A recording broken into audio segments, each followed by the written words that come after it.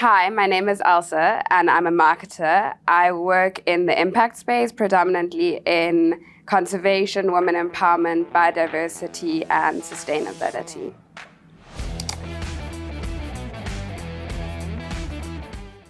Energy to me, when I think about it, I usually think about it from a personal perspective, kind of the energy that I feel with myself and somebody else, or the energy that I just feel in a room. But I know that that's not the energy that we're talking about today. But I think that energy is used for everything. I think we need it to make this world go around. We need it to get up off this chair. We need it to be able to switch on a light. To drive a car. So I genuinely feel like without energy, nothing really works. So it's inevitable that we need it for the future. But currently, the landscape that we're in, it isn't necessarily going to be there in the way that we are creating it at the moment.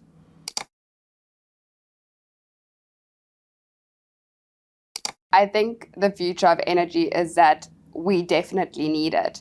But the way in which we're moving at the moment, specifically in South Africa, but also globally, is that our kind of fossil fuels are running out, and we can't continuously go or move the way that we're moving, and we're needing to move into more green energy.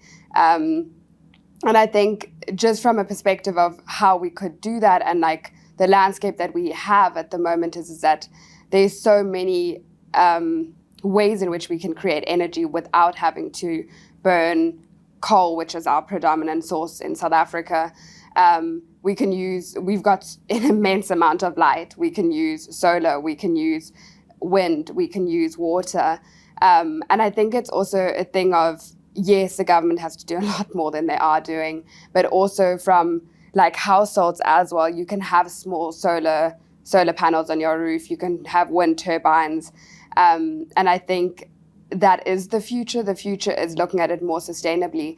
But also, I think there's so many nuances around it being sustainable, but also being affordable, and it not being a thing where the rich are able to afford solar and wind energy, but then people in different areas or in rural areas aren't able to afford it, and therefore they get cut off. But the people that are able to afford a solar panel don't.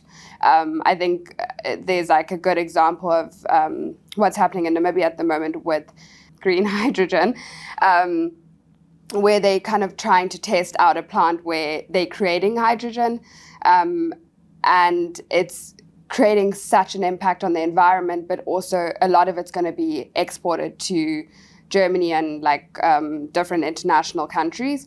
And like, what is that impact then? Like, if we're saying we're able to create it because we've got the raw materials to do that, but yet it's not going to actually be used to fuel our countries, and then it's just exported, but the detriment is on our environment.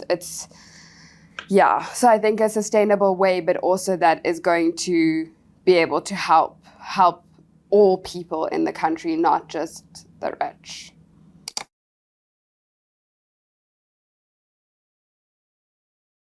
Wouldn't it be cool if we could start, like every single person in this world, not just relying on organizations or governments, but everybody become more sustainable with the way that they source energy. I think a lot of people just use a lot of energy, whether it be leaving the lights on in the house or just using it, but not sustainably. So I think everybody just needs to become a bit more conscious of how they use energy and know that there is like a limited amount. So let's not use and abuse it.